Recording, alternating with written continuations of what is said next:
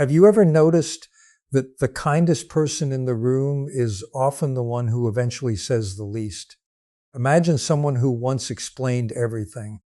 They carefully chose their words, apologized even when they weren't entirely at fault, and patiently tried to resolve every misunderstanding. Then one day, they simply stopped explaining. Most people see that silence and assume they no longer care. But psychology suggests something very different. In many cases, that quiet moment isn't the beginning of emotional distance. It's the result of emotional exhaustion. Today, I want to explore why emotionally sensitive people sometimes reach this point, what emotional intelligence can teach us about these hidden patterns, and how understanding the psychology behind empathy, boundaries, and human behavior can completely change the way we see our relationships and ourselves. One of the most misunderstood moments in any close relationship is when a deeply empathetic person suddenly becomes quiet. Many people assume that silence means anger, rejection, or a lack of care. But through years of observing human behavior, I have found that this silence often has a very different meaning. More often than not, it reflects emotional exhaustion rather than emotional indifference. When someone has a high capacity for empathy, they naturally spend a great deal of mental energy trying to understand the emotions, intentions, and needs of the people around them. This doesn't mean they are always empaths in a fixed sense, or that they possess a special ability. Empathy exists on a spectrum. Some people simply pay closer attention to emotional cues, facial expressions, tone of voice, and subtle changes in behavior. Their brains tend to process social and emotional information more deeply, and while this can strengthen relationships, it also requires energy. Think about a conversation you've probably experienced. You notice that someone you care about seems distant. So instead of becoming defensive, you ask gentle questions. You explain your intentions carefully. You clarify that you never meant to hurt them.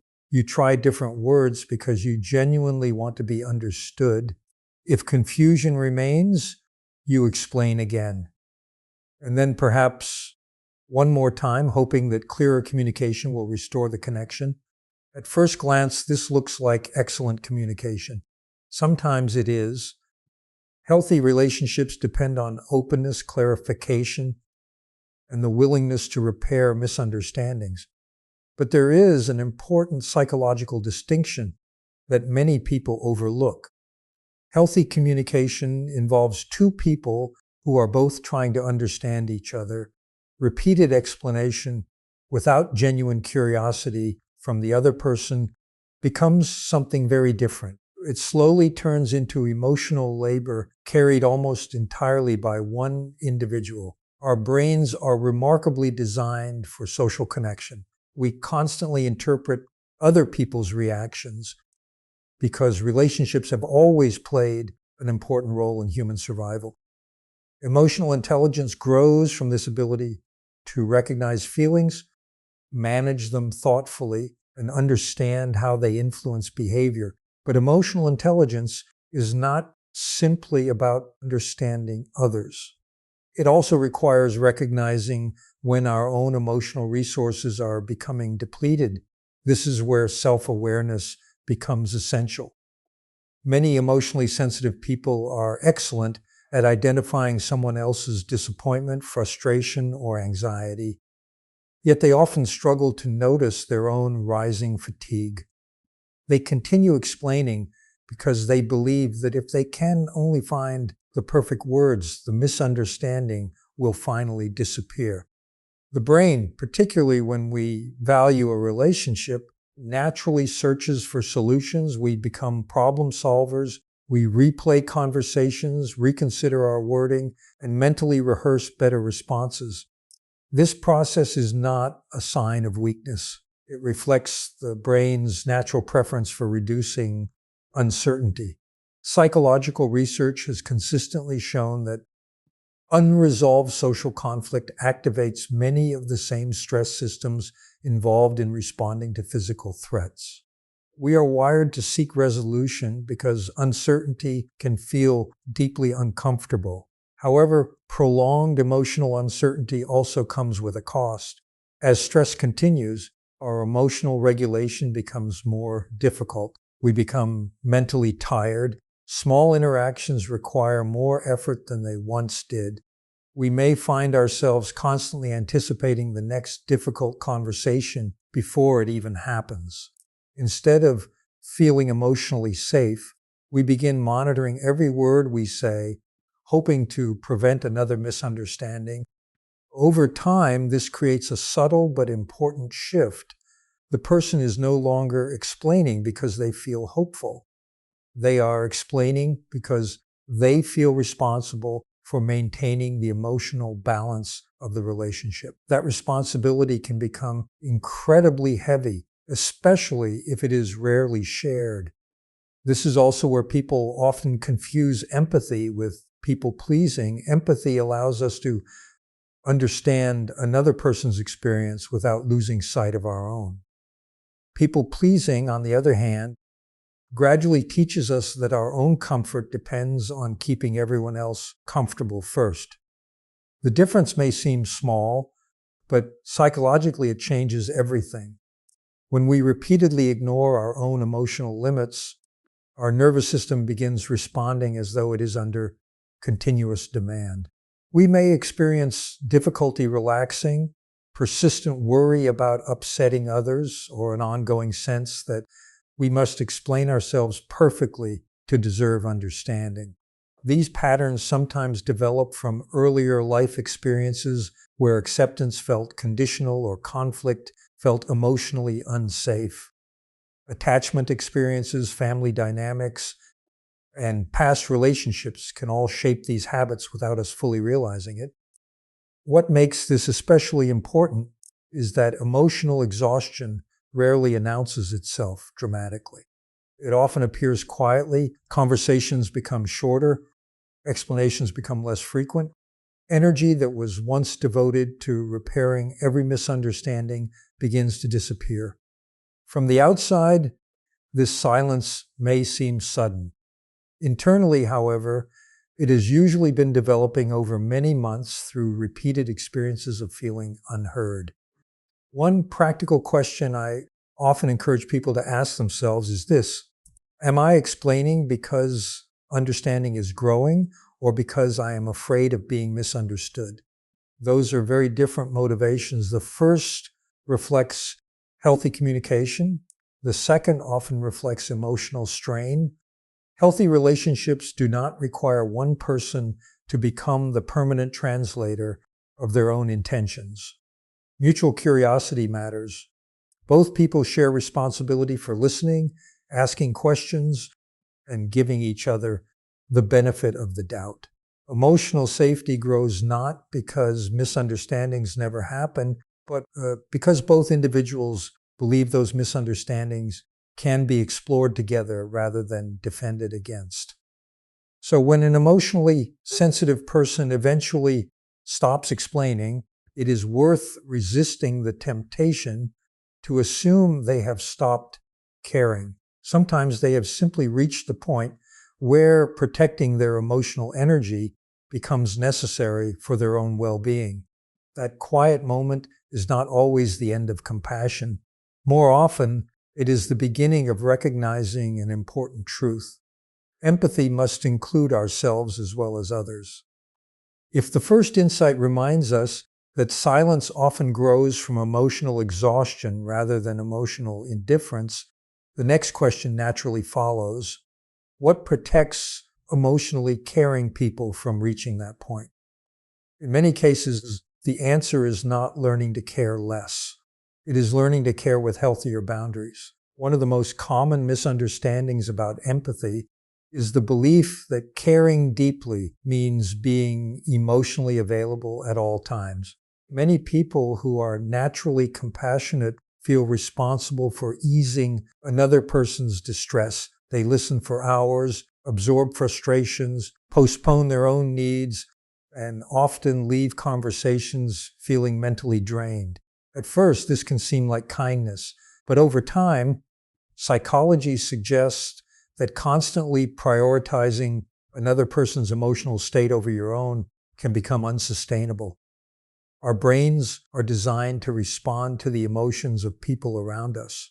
When we see someone we care about experiencing sadness, fear, or frustration, our own emotional systems often react as well. This helps explain why empathy strengthens relationships. It allows us to connect, cooperate, and support one another. But the brain does not always distinguish between understanding another person's emotions and carrying them. Without conscious awareness, we can begin treating someone else's emotional burden as if it were our own responsibility to solve. This is where emotional intelligence becomes especially important. Emotional intelligence is not simply the ability to recognize another person's feelings. It also involves recognizing where their emotional experience ends and where yours begins. That distinction sounds simple, yet many emotionally sensitive people struggle with it because they have spent years believing that saying no, stepping back, or taking space somehow makes them uncaring. In reality, healthy boundaries do not reduce compassion. They make compassion more sustainable. Imagine someone who has become the unofficial counselor in their family or group of friends. Whenever conflict arises, everyone turns to them. They are expected to listen without complaint, offer reassurance, remain patient, and calm every disagreement. At first, they may feel valued because people trust them, but gradually they begin noticing something else. Few people ask how they are doing. Their own worries remain unspoken because they have become accustomed to supporting everyone else. Over time, this imbalance can lead to emotional overload. Stress builds quietly, concentration becomes more difficult, and emotional regulation requires greater effort. The nervous system, when exposed to ongoing emotional demands without enough recovery, naturally begins conserving energy. This may look like withdrawing from conversations, avoiding social interactions, or feeling emotionally numb after situations that once felt manageable. From a psychological perspective, this is not selfishness. It is the mind attempting to restore balance. It is also helpful to recognize how past experiences can shape these patterns. People who grew up in environments where love felt connected to being helpful, agreeable, or emotionally responsible may carry those habits into adulthood without realizing it. They may become highly skilled at noticing the emotional needs of others while overlooking their own. This is one reason self-awareness is such an important part of emotional growth. We cannot change patterns that remain invisible to us. A practical habit that I often encourage is asking a simple question before automatically stepping into someone else's emotional world. Am I offering support, or am I taking responsibility for feelings that belong to someone else? Supporting another person means listening, understanding, and showing care. Taking responsibility means believing their emotional stability depends entirely on your actions. Those are very different roles. Healthy communication also benefits from this distinction. Instead of immediately trying to fix every problem, we can practice listening with curiosity, expressing empathy without assuming responsibility, and allowing other people the opportunity to solve challenges with our encouragement rather than our constant intervention. This approach strengthens resilience for both people in the relationship. Perhaps the most important realization is that boundaries are not walls built to keep people out. They are guidelines that protect emotional safety on both sides of a relationship. They allow kindness to exist without becoming exhaustion, and connection to grow without sacrificing personal well-being. And once we begin understanding the importance of emotional boundaries, Another important question emerges. Why do some relationships consistently respect those boundaries while others seem to push against them, leaving emotionally sensitive people questioning their own perceptions and instincts? That brings us to the next psychological insight. As we begin to understand the importance of healthy emotional boundaries, another pattern becomes easier to recognize. Sometimes the issue is not that a caring person has failed to communicate clearly. The issue is that their feelings are repeatedly dismissed, minimized, or misunderstood. In those situations, choosing to stop explaining is not necessarily giving up on the relationship. More often, it is an attempt to protect emotional well-being after repeated efforts to create understanding have gone unanswered. One of the most important principles of emotional intelligence is recognizing the difference between a temporary misunderstanding and a recurring pattern of emotional invalidation. Every healthy relationship includes moments when people misinterpret one another. We all bring different experiences, expectations, and communication styles into our conversations. Occasional misunderstandings are a normal part of being human. What matters is whether both people remain willing to listen, ask questions, and repair the connection. When that willingness disappears, something important begins to change. Imagine sharing something deeply personal with someone you trust. Perhaps you explain that a certain comment hurt your feelings, or that a repeated behavior has been weighing on you. Instead of asking questions to understand your perspective, the other person quickly replies, "You're too sensitive," or "You're overthinking it." Maybe they change the subject, become defensive, or insist that your emotional reaction is the real problem. One isolated moment like this may not define a relationship, but when these responses become a pattern, they gradually shape the way the brain approaches future conversations. Our brains learn from experience. If previous attempts to express vulnerability consistently lead to dismissal, criticism, or defensiveness, the brain begins anticipating those outcomes before the next conversation even starts. This is one way the brain tries to conserve emotional energy and reduce future disappointment. Rather than encouraging openness, repeated invalidation teaches us that emotional honesty may not feel safe in that particular relationship. This process is not usually conscious. Most people do not wake up one morning and decide to stop sharing their feelings. Instead, they slowly begin editing themselves. They say less. They avoid difficult topics. They convince themselves that speaking up probably will not make a difference anyway. From the outside, it may appear as though they have become distant. Internally, however, they may simply be adapting to an emotional environment that no longer feels receptive. This is where emotional regulation and self-awareness work together. Emotional regulation does not mean suppressing emotions or pretending they do not exist. It means noticing what we are feeling, understanding why those emotions are present, and deciding how to respond in a way that protects both our well-being and our relationships. Sometimes the healthiest response is continuing a difficult conversation with patience. At other times, emotional wisdom involves recognizing when repeated explanations are no longer leading to greater understanding. It is also important to remember that people dismiss feelings for many different reasons. Some individuals struggle with emotional awareness because they were never encouraged to talk openly about emotions growing up. Others become defensive because acknowledging another person's pain triggers guilt or discomfort. Stress, anxiety, attachment patterns, and learned communication habits can all influence how someone responds during emotionally charged conversations.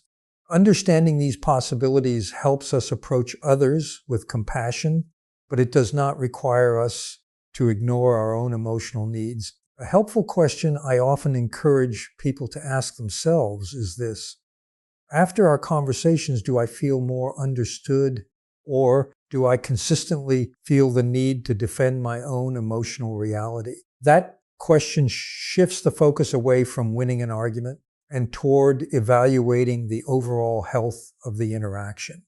Healthy relationships may include disagreements, but they should also include moments where both people feel heard, respected, and emotionally safe. This awareness also strengthens social intelligence.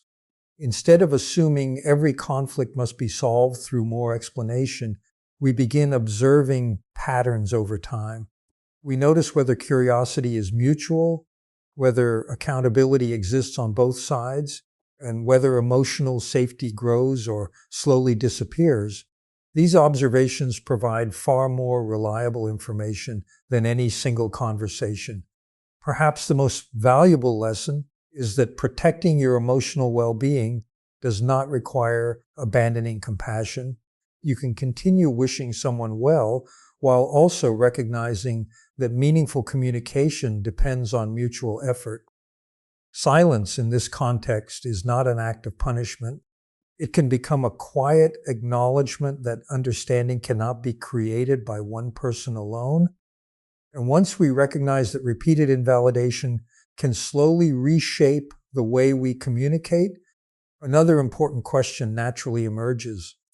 If emotionally sensitive people learn to protect themselves by becoming quieter, how can they rebuild trust, strengthen emotional resilience, and remain open to healthy relationships without carrying the weight of past emotional experiences into every new connection? After recognizing that repeated emotional invalidation can lead someone to become quieter, an important question naturally follows. How do emotionally sensitive people regain a sense of stability without becoming emotionally closed off? In my experience, the answer often begins with one fundamental shift.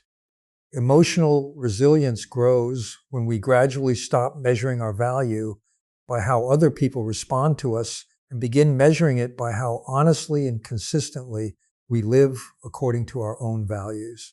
Many compassionate people unintentionally develop the habit of using other people's reactions as a guide for their own emotional security. If someone is pleased with them, they feel calm. If someone seems disappointed, distant, or upset, they immediately begin searching for what they might have done wrong. This reaction is deeply human. Our brains evolved to pay close attention to social acceptance because throughout much of human history, belonging to a group was closely connected to survival. The challenge is that this natural sensitivity can sometimes become overactive. Instead of simply noticing another person's emotions, we begin assuming responsibility for changing them. A friend appears quieter than usual, and we immediately wonder whether we caused it. A colleague seems frustrated, and we replay every conversation from the day. A partner becomes withdrawn, and before asking what they are experiencing, we quietly conclude that we must somehow be responsible. This pattern reflects an understandable attempt to create certainty in situations that feel emotionally ambiguous. The brain dislikes uncertainty because uncertainty makes it difficult to predict what will happen next. As a result, it often fills in missing information with assumptions.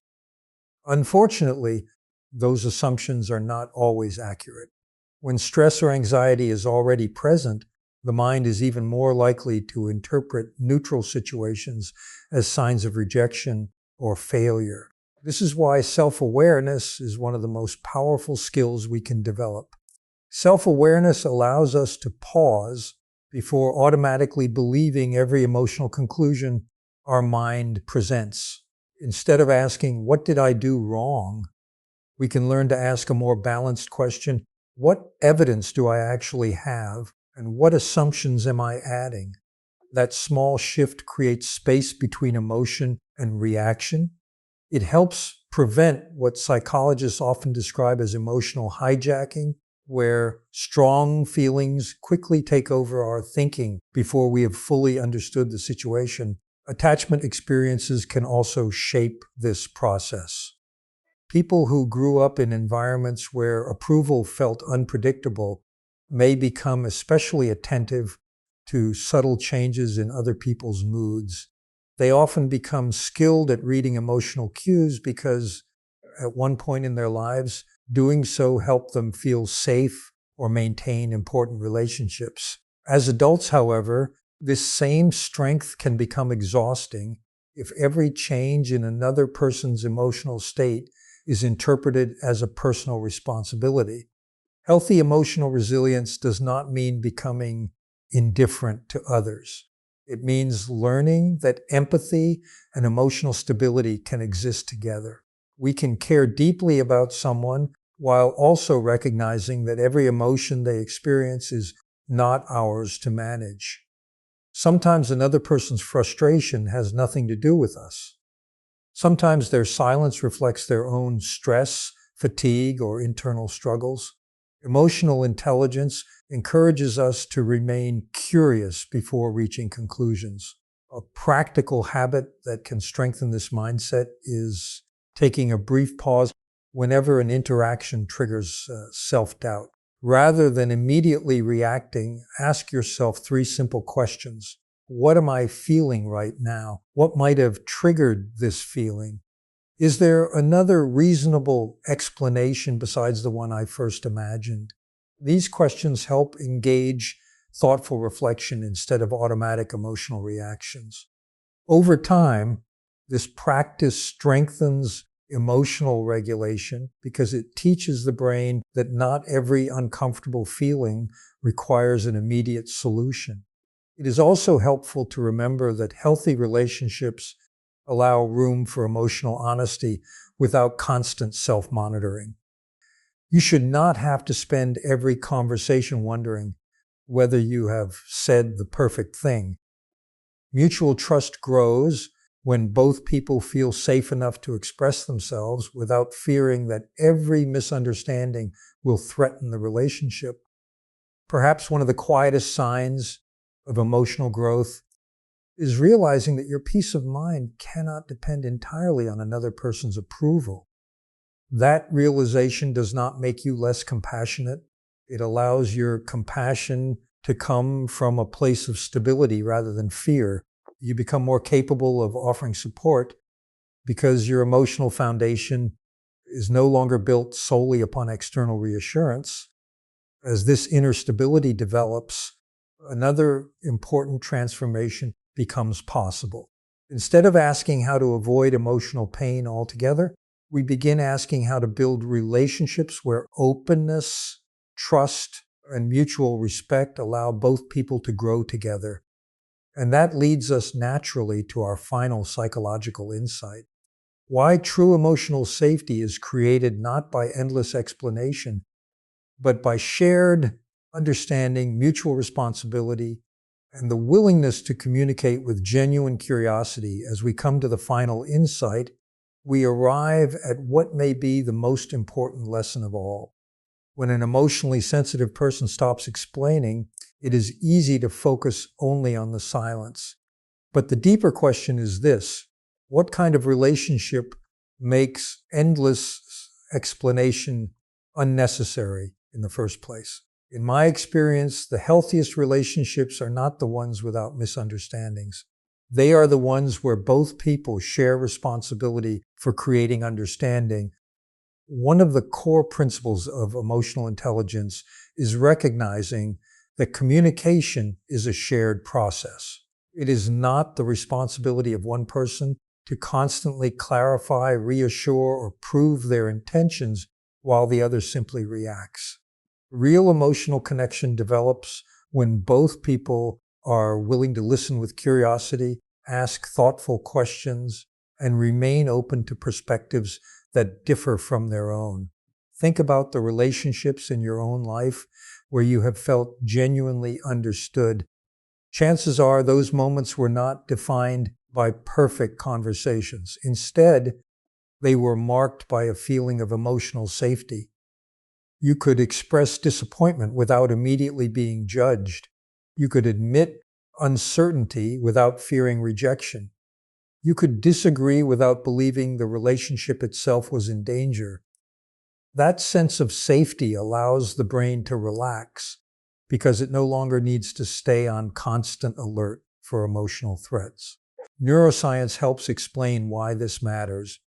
When people consistently experience respectful listening, fairness, and emotional validation, the brain becomes less focused on self-protection and more capable of thoughtful reflection. Emotional regulation becomes easier because the nervous system is no longer preparing for conflict every time a difficult conversation begins. Instead of reacting impulsively, people become more able to pause, consider another perspective, and respond with greater patience. This does not mean healthy relationships avoid conflict. In fact, disagreement is inevitable whenever two people bring different experiences, personalities, and expectations together. The difference lies in how those disagreements are handled. In emotionally healthy relationships, conflict becomes an opportunity to understand rather than a competition to determine who is right. Each person remains curious about what the other is experiencing, even when they do not fully agree. This is especially important for people who naturally score higher on empathy or emotional sensitivity. Because they often notice subtle emotional changes, they may feel an instinctive urge to restore harmony as quickly as possible. While this can strengthen relationships, it can also create a habit of over-explaining, apologizing too quickly, or taking responsibility for conflicts that belong to both people. Over time, emotional intelligence invites a healthier balance. It reminds us that understanding grows through dialogue, not through one person carrying the entire emotional weight of the conversation. A practical habit that can transform communication is replacing assumptions with questions. Instead of assuming someone intended to hurt us, we can ask for clarification. Instead of assuming we have been misunderstood, we can ask how our words were received. Likewise, we can welcome those same questions from others without immediately becoming defensive. This simple shift encourages collaboration instead of emotional distance. Another helpful practice is paying attention not only to what is being said, but also to how both people feel after the conversation ends. Do you leave feeling heard, respected, and more connected? Or do you leave feeling responsible for fixing everything while your own emotions remain unacknowledged? The emotional aftermath of a conversation often tells us more about the health of a relationship than the specific disagreement itself. As emotional resilience grows, something else begins to change. The need to convince everyone of our intentions gradually becomes less urgent. We recognize that not every misunderstanding can be solved through additional words. Sometimes greater clarity comes from consistent actions, respectful boundaries, and allowing relationships to reveal their true patterns over time. Trust is not built through endless explanation. It is built through repeated experiences of honesty, reliability, and mutual respect. Perhaps the most meaningful realization is that empathy reaches its fullest expression when it includes ourselves as well as others. We can remain compassionate without abandoning our own emotional needs. We can listen deeply without losing our own voice. We can support others without accepting responsibility for every emotion they experience. This balance does not make us less caring. It allows our care to become healthier, steadier, and more sustainable. So if you ever notice that someone who once explained everything has grown unexpectedly quiet, pause before assuming they have stopped caring. Their silence may reflect months of emotional effort that went unseen. It may represent a growing awareness that healthy relationships are not sustained by one person's willingness to keep explaining, but by two people choosing again and again to understand one another with patience, respect, and genuine curiosity. And perhaps that is the quiet lesson at the heart of emotional intelligence. The strongest connections are not created by speaking the most. They are created when both people feel safe enough to be heard, wise enough to listen, and secure enough to know that understanding is something they build together. If today's discussion helped you better understand empathy, emotional boundaries, or the quiet emotional patterns that shape our relationships, I'd truly appreciate your support. Please like this video, subscribe, and share it with someone who may find it meaningful. I'd also love to hear your thoughts in the comments. Have you ever reached a point where you stopped explaining your feelings? What did that experience teach you about yourself, your relationships, or emotional intelligence?